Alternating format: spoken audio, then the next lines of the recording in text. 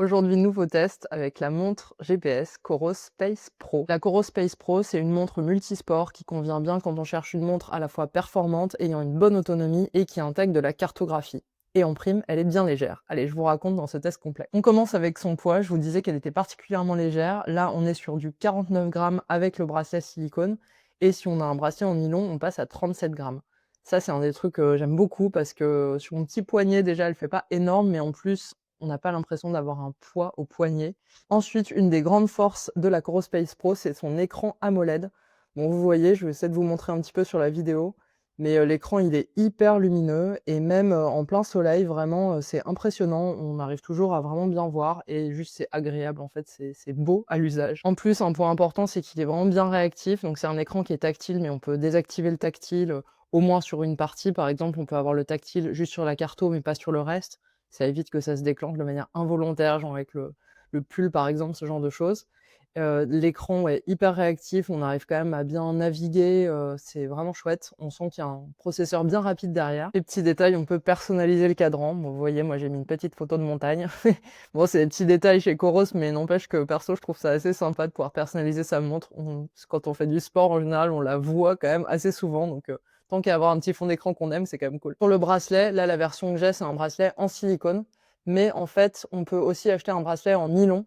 Alors c'est dommage, on n'a pas le choix en fait quand on achète la montre, on peut pas choisir nylon ou silicone, c'est forcément silicone. Si on veut avoir le nylon, il faudra l'acheter en plus. Ça coûte une vingtaine d'euros, il me semble. Bon, je l'ai pas acheté en plus, mais si j'avais le choix, c'est vrai que j'aurais plutôt privilégié le nylon parce qu'en général, ça permet un ajustement qui est plus précis et c'est un peu plus confortable. Au niveau des matériaux utilisés, on a un verre minéral et une lunette en polymère renforcée de fibres. On n'est pas sur du titane comme on le voit parfois. Bon, après, franchement, je sais pas, moi, je passe pas ma vie à cogner ma montre à plein d'endroits. Donc là, ça fait plusieurs mois que je l'ai, elle a pas du tout bougé. Je pense qu'elle va rester bien solide et tenir pendant encore bien longtemps. Pour la prise en main, c'est simple. En fait, il y a deux boutons sur le côté. C'est hyper facile d'utilisation. Quand j'ai eu cette montre, moi, à la base, j'étais habituée plus à l'environnement Garmin et j'ai trouvé hyper facile d'arriver à s'en servir tout de suite. Enfin, c'est très intuitif, c'est bien fait. Et que ce soit pour la montre, mais aussi sur l'application. L'application, c'est basique, enfin, dans le bon sens du terme. Il y a pas des fonctionnalités partout, et cetera. Moi, j'aime pas trop quand c'est ça. C'est simple, on comprend exactement où est-ce qu'il faut aller chercher l'info. Donc, perso, ça me va très bien. Je trouve la prise en main pratique et efficace. Forcément, c'est une montre qui est faite pour faire du sport et on a vraiment plein d'options avec des profils différents sur vraiment plein de sports. Et après, on va pouvoir, dans chaque profil, venir personnaliser les écrans de données. Donc, on peut choisir vraiment les informations qu'on a. Et on peut en mettre beaucoup si on a envie, parce qu'on peut avoir 6 écrans différents avec, au max, 8 champs de données par écran. Bon, si vous allez jusqu'aux 8 champs, vous avez intérêt à avoir quand même une bonne vue quand vous regardez votre montre, donc il faudra s'y repérer. Mais en tout cas, c'est assez cool de pouvoir avoir vraiment les infos qu'on a. Pour personnaliser, c'est facile, c'est via l'application, donc ça se fait très bien. Et on va pouvoir aussi, pour chaque profil, configurer par exemple tout ce qui est pause automatique, mais aussi des alertes. Si par exemple on veut avoir une alerte sur la nutrition, pour nous dire par exemple de manger ou de boire, je sais pas, toutes les 30 minutes, et ben ça c'est possible aussi, et en différenciant bien sûr pour chaque profil. Après chaque entraînement, les données, elles sont synchronisées vraiment super rapidement sur le téléphone. Ça, c'est un point, alors venons plutôt dans l'environnement Garmin, c'est un point qui m'a pas mal bluffé parce que, bon, chez Garmin, j'ai souvent, avec différentes montres, mais j'ai quand même souvent eu, des lenteurs, là-dessus. Là, ça à chaque fois, ça synchronise, vraiment super vite, donc c'est quand même assez agréable. Et ensuite, bien sûr, on va pouvoir venir analyser sa séance. Il y a plein de données qui sont fournies, sur l'application. Bon, là, c'est assez classique, mais en tout cas, il y a toutes les infos. Ensuite, si on veut programmer ses entraînements, on peut, soit aller piocher dans la bibliothèque d'entraînement ou même de plan d'entraînement qui est fournie par Coros. Ça, c'est plutôt chouette parce qu'on a accès à une belle bibliothèque, vraiment gratuitement avec la montre et l'appli. Et sinon, on peut aussi bien sûr, personnaliser ses entraînements. Donc on va pouvoir, par exemple, programmer ses séances de fractionnés, déterminer ses fractions, ce temps de récup et cetera. Ça se fait via l'application et à nouveau la synchro, elle se fait vraiment vite. Du côté du GPS, on a un GPS double fréquence qui me semble vraiment précis. Alors moi, je fais pas des tests, hyper poussés, où je vais vraiment comparer des traces au millimètre, mais mais je vois en gros si ça me semble cohérent et aussi en testant avec d'autres montres en parallèle sur un même tracé et cetera. Et là, bah, ça me semble vraiment précis, donc rien à dire. Après, le capteur, de fréquence cardiaque optique, donc c'est classique, hein, c'est au poignet, donc on a ça, au dos de la montre et bah, les capteurs de FC, c'est jamais au poignet, c'est jamais les plus, fiables et pertinents. Donc tout dépend un peu du niveau de données que vous voulez avoir. Moi, en général, ça me suffit parce que je suis pas dans une recherche d'entraînement hyper poussée, avec besoin de plein de données. Mais si vous voulez avoir des données fiables, il faut vraiment prendre une ceinture thoracique ou un brassard, type brassard Coros ou autre. Mais ça, bon, c'est valable pour toutes les montres, hein. Les capteurs optiques au poignet, c'est jamais hyper fiable. Côté carto, ça c'est un des gros points positifs aussi de la montre, c'est qu'elle intègre de la cartographie. Donc la différence pour celles peut-être qui sont pas trop familières avec le truc, on peut avoir en fait, soit on a une montre qui a pas la carto, et donc on peut être guidé, mais donc on a une petite flèche, mais on n'a pas un fond de carte. Soit il y a de la carto, ce qui est son cas, et donc là, on peut avoir des fonds de carte. Donc les fonds de carte, en fait, ils sont préchargés hors ligne, mais ensuite, pour venir les mettre sur la montre, on va aller dans l'appli, sélectionner les zones qu'on veut. Donc là, c'est des zones dispo dans le monde entier. Donc on sélectionne vraiment les parties qu'on veut, et ensuite, on vient les charger sur la montre. Soit on fait ça donc via l'appli, et ensuite, ça va venir charger en fait en Bluetooth. Attention, il y a quand même un point, c'est qu'il faut que le téléphone soit connecté au Wi-Fi. Moi, je me suis déjà fait avoir parce que je suis pas toujours hyper prévoyante et je réalisais pas forcément que je n'allais pas avoir le fond de carte, qu'il me fallait en allant, dans une autre zone, en gros. Une autre zone, genre un autre pays, par exemple, et du coup, en arrivant sur place, je me rendais compte qu'une fois que je lançais la navigation, j'avais pas la carto et que je pouvais pas le faire en last minute, même si j'avais un bon réseau 5G, parce que ça demande vraiment à ce que le téléphone soit connecté au Wi-Fi quelque part et ensuite ça envoie sur la montre. Donc juste petit point de vigilance, faut faire attention à ça. Faut anticiper un peu quand même ces déplacements. Bon, maintenant, ce que j'ai fait, c'est que j'ai pris plein de zones, en gros, en Europe, que j'ai déjà chargées, parce qu'il y a quand même 32 gigas de stockage. Donc en plus, comme je compte pas mettre de musique sur la montre, j'ai largement de quoi faire, et comme ça, maintenant, j'ai plus le problème, mais c'est bon à savoir. Pour charger les zones en Bluetooth comme ça prend quand même un peu de temps. Alors c'est pas hyper long, mais ça prend quelques minutes à chaque fois, ça dépend du nombre de zones que vous téléchargez de votre réseau, et cetera. Mais donc pareil, il faut anticiper un petit peu. Si vous voulez que ça aille plus vite, vous pouvez connecter la montre en USB et sur l'ordinateur pour charger. Bon, après, ça demande de connecter la montre. Bon, moi, j'ai pas fait. Pour le terrain, l'utilisation de la cartographie, elle est vraiment pratique. On a un guidage qu'on appelle turn by turn, ou virage par virage, donc qui va vraiment vous dire tournez à droite dans 100 mètres, etc. Donc c'est très facile à suivre, tant sur la montre directement qu'en vocal. Donc ça, vraiment très chouette. Il faut juste pas compter sur, par exemple, un recalcul d'itinéraire. Si vous êtes sorti de la trace, la montre, celle-ci, elle va pas vous recalculer l'itinéraire pour vous dire, passez par là, en gros, pour rejoindre l'itinéraire. Là, il faudra se débrouiller tout seul.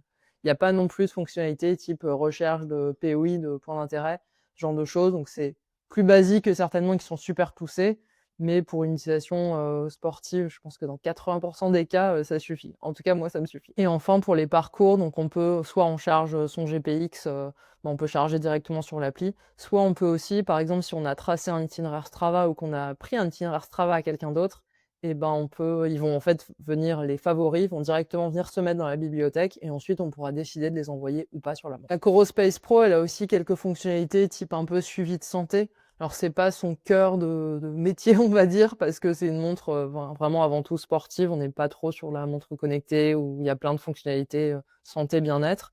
Mais on va avoir, le suivi de la fréquence cardiaque en continu.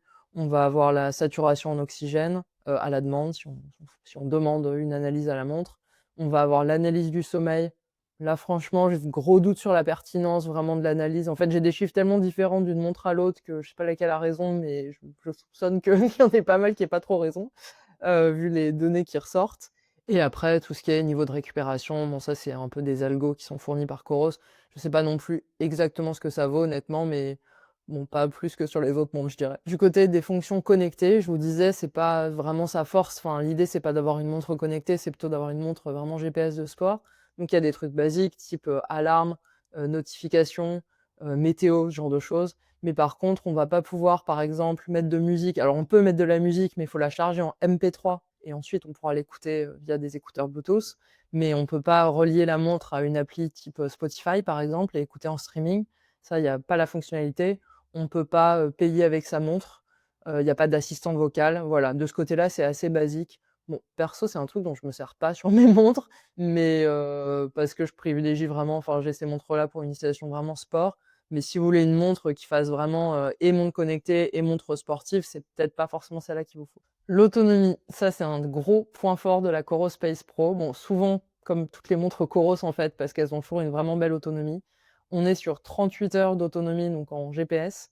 En double fréquence, on est sur 31 heures. Si on est en mode, juste, montre classique, on va être sur 20 jours. donc c'est quand même énorme. Et si on active le mode où l'écran est toujours allumé, là on est à 6 jours. Alors ça, j'ai pas testé parce que je garde jamais l'écran toujours allumé. Heu, Pareil, ces trucs-là, moi, c'est pas des trucs où je fais des tests, où je mesure vraiment à l'heure près, mais je regarde un peu la cohérence d'ensemble et effectivement, elle tient super longtemps.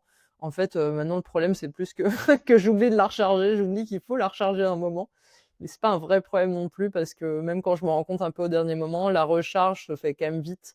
En fait, on a une recharge complète en 90 minutes, mais avant ça, même si on la branche, 10 minutes, on va déjà gagner, pas mal de pourcentage et comme, bah, justement elle a une bonne autonomie, pour aller faire une sortie qui va pas durer des heures, ça suffit déjà largement. La recharge, là, c'est un système un peu particulier parce qu'en fait, Coros livre avec la montre, en fait, non pas un câble, mais cette petite chose qui, en fait, se divise en 2.